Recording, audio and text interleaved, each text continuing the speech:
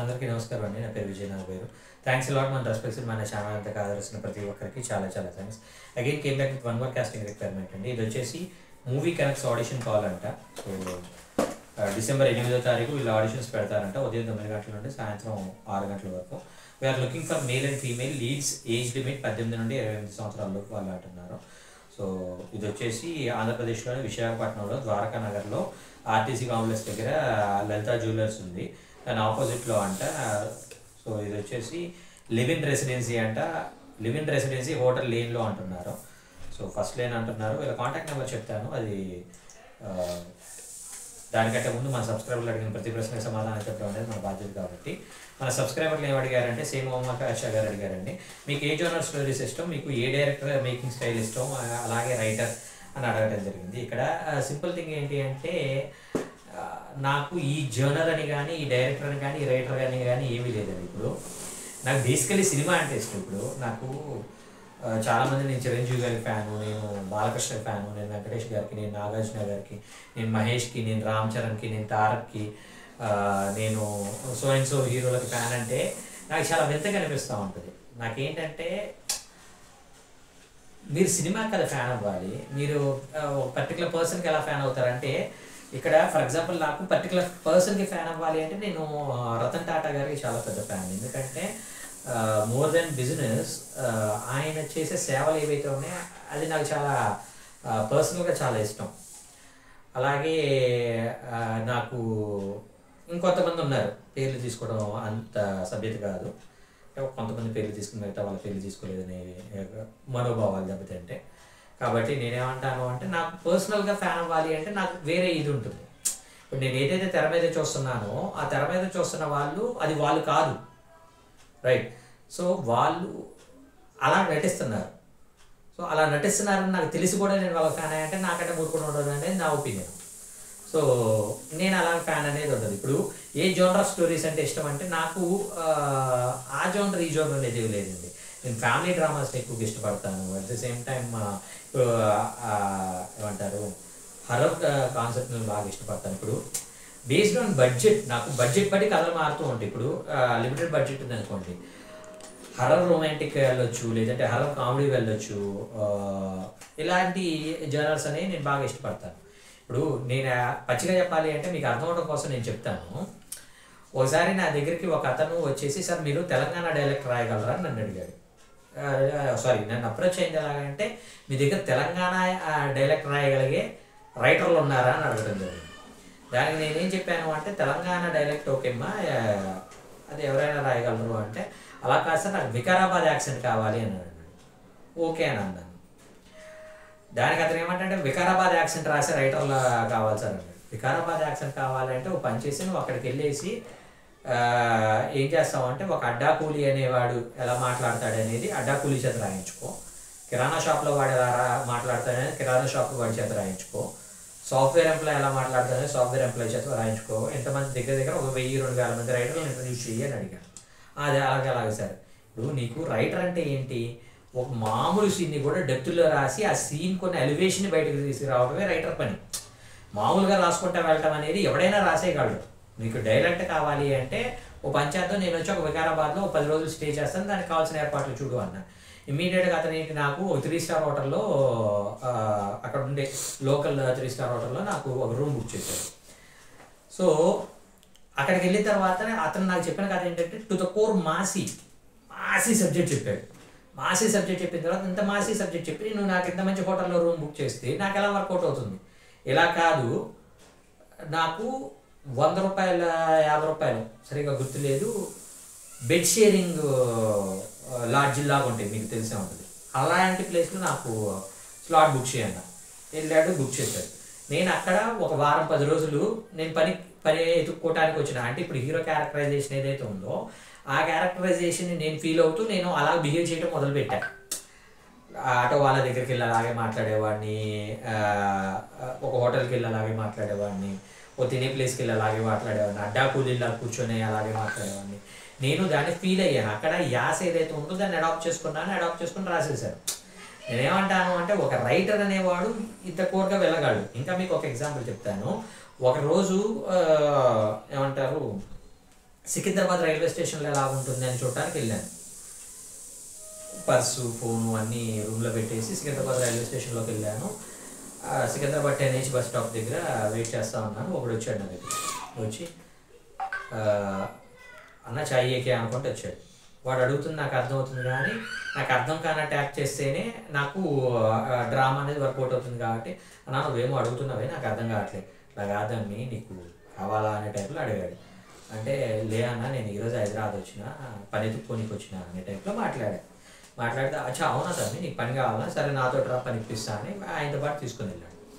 తీసుకొని వెళ్ళిన తర్వాత బాలనగర్ బస్ స్టాప్ ఏదైతే ఉందో బాలనగర్ బస్ స్టాప్ దగ్గరికి తీసుకొని వెళ్ళి నన్ను ఏం చేశాడు అంటే ఎక్కడే నిలబడతాము నేను ఇప్పుడే వస్తా అని అటుపక్క వెళ్ళి ఒక 4 కుర్రోళ్ళు ఎవరైతే ఉన్నారో వాళ్ళ దగ్గర మాట్లాడుతున్నాడు. ఇటు పక్క వచ్చి ఎవరో 2 లేడీస్ ఉంటే వాళ్ళ దగ్గర మాట్లాడుతున్నాడు.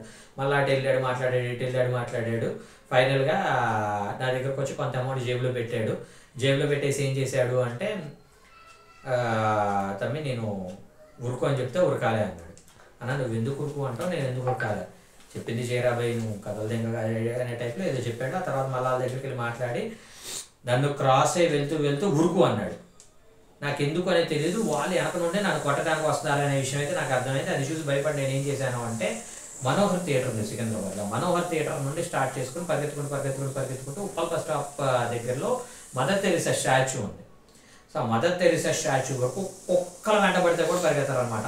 అంతకంటే దారుణంగా పరిగెత్తి వాడి అక్కడ ఆగిన తర్వాత వాడు వచ్చాడు. అరే ఏమన్నా ఎందుకు ఉరకమన్నావు, ఏంది నా జేబులో ఎందుకు పైసలు పెట్టినావు అంటే ఏం లేదు తమ్మి నువ్వు అమ్మాయిల బ్రోకర్ అని చెప్పిన, అమ్మాయిలకి ఈడే బ్రోకర్ కొడుకు అని చెప్పిన, సో ఆడు ఇంత 10,000 ఇస్తే 2 అమ్మాయిలు సెట్ చేస్తాడని చెప్పిన.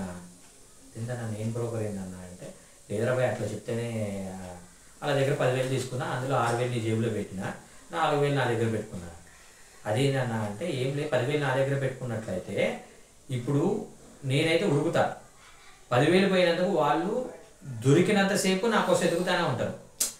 అదే నేను ఉరికి పారిపోతా, నువ్వు దొరికినావు అనుకో నిన్ను పుంగి బజాయించి కిలక్కాయలు దంచి కొట్టి 6,000 తీసేసుకొని అరే దొరికినీలే 4,000 కదా పోతే పోనీ అని వాళ్ళు వదిలేస్తారు. నేను సేఫ్, దొరికితే నువ్వే కదా బకరా అయ్యేది, నేను పుంగి బజాయిస్తారు అనే టైప్లో చెప్పింది. సో ఆ తర్వాత నాకు అక్కడ ఒక నూడిల్స్ తినిపించేసి ఒక అట్టకు ముక్క మీద ఒక ఫోన్ నెంబర్ రాసి రేపు మార్నింగ్ ఈ నెంబర్కి ఫోన్ చేసి నీకు పని ఇప్పిస్తాను అని చెప్పి వెళ్ళిపోయాడు. నాకు అవసరం లేదు కాబట్టి నేను అది వదిలేసి బయటకు వచ్చేసాను. ఆ తర్వాత నేను ఏమంటాను అంటే మళ్ళా సికింద్రాబాద్ రైల్వే స్టేషన్కి వెళ్ళాను. ఈసారి బయట ఉంటాను కొంచెం బిరుకు అనిపించింది, ఎందుకంటే వాడు ఆల్రెడీ బ్రోకర్ అని ఏదో పరిచయం చేశారు కదా, వాడు మళ్ళీ ఎక్కడికి వచ్చాడంటే నన్ను కొడతాడేమో అన్న ఒక రకమైన భయం ఉంటుంది కదా. ఎందుకు వచ్చింది కదా అని టికెట్ కౌంటర్ దగ్గరికి వెళ్ళి కూర్చున్నాను. అక్కడ కూర్చుంటే ఏమంటారు వేదం నాగయ్య లాంటి ఒక ముసలి ఆయన జేబు సంచులు డబ్బులు ఏ పెట్టుకొని వచ్చాడు. సుమారు ఒక 1 lakh 1.5 lakh ఉందంట. ఆయన జేబు సంచిని థెఫ్ట్ చేశారు. ఒక 2 కుర్రాళ్ళు థెఫ్ట్ చేసేసి ఎవడు లాగేసి ఆ డబ్బులు తీసులేస్తే ఒకటి క్యాష్ పట్టుకొని వాడు వెళ్ళిపోయాడు. ఒకటి పట్టుకొని బాబు నువ్వే నా సంచి లాగినావు, నా పైసలు నాకి అనే టైప్లో నాగే కైండ్ ఆఫ్ క్యారెక్టర్ ఏదైతే ఉందో అతను ఏడుస్తూ ఉన్నాడు. ఏడుస్తూ ఉంటే నీ పైసలు దుబ్బనికి నేను అవలాగానే లెక్క కానొస్తానని ఎవరినో పట్టుకొని ఏమంటున్నారా అని ముసలిని కొట్టడానికి వెళ్ళిపోయాడు. అడి చేతుల్లో కత్తులు ఉన్నాయి, బ్లేడ్లు ఉన్నాయి, రకరకాల ఐటమ్స్ ఉన్నాయన్నమాట. సో వాడిని ఆపడానికి ఒక 3-4 ట్రై చేస్తున్నారు కానీ ఆవిడకి ఆగట్లా. సో ఆఖరికి ఏంటంటే ఆ ముసలాడిని కోపం వచ్చేసి ఈ గ్రిడ్స్ పట్టుకొని అక్కడ టికెట్ కౌంటర్ ముందు గ్రిడ్స్ ఏవైతే ఉన్నాయో గ్రిడ్స్ పట్టుకొని కొడుతుంటే ఫేస్ అంతా టక ఫుల్ బ్లడ్ షేడ్ అవుతుంది. అక్కడ అంతమంది సోకు చూస్తున్న వాళ్ళు ఎవరు కూడా దగ్గరికి వెళ్ళాలి, ఎందుకంటే వీడు ఎక్కడ కత్తితోటి పొడి చేస్తాడు కానీ వాళ్ళ భయం. అక్కడ పోలీసులు కూడా అక్కడ వేడుకలాగా చూస్తారు, మరి వాళ్ళకి వీళ్ళకి ఏమైనా మ్యూచువల్ అండర్స్టాండింగ్ ఉందో మనకైతే తెలియదు. సో ఇలాంటివి నేను చూశాను. నేనేమంటాను అంటే నాకు ఇలాంటి కథలని నేను రెడీ చేసుకోవడానికి నేను చాలా ఎక్కువగా ఇష్టపడుతూ ఉంటాను. దానికోసం నేను రియలిస్టిక్గా నేను అబ్జర్వ్ చేస్తూ ఉంటాను. సో నేనేమంటాను అంటే నాకు ఏ జోనర్ ఆఫ్ స్టోరీస్ అంటే ఇష్టం అంటే రియలిస్టిక్గా ఉండే కైండ్ ఆఫ్ జోనర్స్ అంటే నాకు కొంచెం ఇష్టం. ఆల్రెడీ మన వీడియోస్లో చెప్పాను, నేను నాకు చాలా విపరీతమైన సినిమాలు అంటే రేణుగుంట అనే ఒక సినిమా ఉంది, చాలా బాగుంటుంది అనే టైప్లో నేను చాలా సందర్భాల్లో చెప్పాను. అలాగే అంటే మొత్తంగా చెప్పాను కానీ నాకు నా పేరు శివాల మాసి ఎలిమెంట్ అనేది ఏదైతే ఉందో ఆ మాసి ఎలిమెంట్ అనేది నాకు చాలా ఇష్టం. సో అలాగే నేను చెప్పేది అలాగే ఏ డైరెక్టర్ అంటే నాకు ప్రతి ఒక్క డైరెక్టర్ నచ్చుతాడు, నాకు ప్రతి డైరెక్టర్ మేకింగ్ నచ్చింది. కొన్ని సందర్భాల్లో సినిమాకి వెళ్ళినప్పుడు రాజమౌళి గారు నచ్చుతారు, కొన్ని సందర్భాల్లో సుకుమార్ గారు నచ్చుతారు, కొన్ని సందర్భాల్లో అనిల్ రావుపూడి గారు నచ్చుతారు, కొన్ని సందర్భాల్లో వినాయక్ గారు నచ్చుతారు, కొన్ని సందర్భాల్లో బోయపాటి గారు నచ్చుతారు, కొన్ని సందర్భాల్లో వీళ్ళు ఎవరో నచ్చరు. అంటే కొన్ని సీన్స్ వీళ్ళు చేసినట్టు ఇంకెవరు చేయలేరేమో అనిపిస్తుంది, కొన్ని సీన్లు వీరు నాశనం చేసినట్టు ఇంకెవరు నాశనం చేయలేరేమో అని కూడా అనిపిస్తుంది. సో అలాగే రైటర్లు కూడా కొన్ని సీన్స్లో చాలా బాగా రాస్తారు. ఇప్పుడు నాగేశ్వర్ ఏదో ఒక మూవీ చూశాను, నాకు కొన్ని సీన్స్లో అసలు ఆ రైటర్ కామెడీ ఎంత బాగా రాశారంటే అంత బాగా రాశారు. అదే రైటరు ఒక డెప్త్లో ఉండే మాటలు మాట్లాడించినప్పుడు చాలా నీచంగా రాశారు. సో అలాగా నేనేమంటానంటే నాకు కొన్ని సీన్స్ కొంతమంది బాగా నచ్చుతారు. సో హోప్ మీకు అర్థమైంది అనుకుంటున్నాను. ఇంకా మీకు ఇలాంటి డౌట్స్, క్వశ్చన్స్, క్వైరీస్ ఏదైనా ఉన్నట్లయితే కమెంట్ రూపంలో అడిగే ప్రయత్నం చేయండి. So getting back to the casting requirement వచ్చేసి వీళ్ళ కాంటాక్ట్ నెంబర్ వచ్చేసి 7416608975. I repeat 7416608975. So second number వచ్చేసి 7093285990. I repeat 7093285990. సో డిస్క్లైమర్ అనేది మీ అందరికీ తెలిసిందే కదా. పర్టికులర్ కాస్టింగ్ రిక్వైర్మెంట్కి నాకు ఎటువంటి వ్యక్తిగతమైన లావాదేవీలు లేవు. వెళ్ళాలి ఎవరైనా మిమ్మల్ని డబ్బులు అడిగినా, మిమ్మల్ని మోసం చేసే ప్రయత్నం చేసినా దయచేసి వాళ్ళు ఇగ్నోర్ చేసే ప్రయత్నం చేయండి. ఎందుకంటే మన ఛానల్లో ప్రతిరోజు కాస్టింగ్ రిక్వైర్మెంట్ అనేది వస్తుంటుంది కాబట్టి కాస్టింగ్ రిక్వైర్మెంట్ ద్వారా మీ అందరి లైఫ్లో అద్భుతాలు జరగాలని మనస్ఫూర్తిగా కోరుకుంటున్నాను. వీడియో నచ్చిందా లైక్ చేయండి, వీలైనంత ఎక్కువ మందికి షేర్ చేయండి. ఎవరైతే సబ్స్క్రైబ్ చేసుకోకుండా చూస్తున్నారో please do subscribe. Thank you and all the best.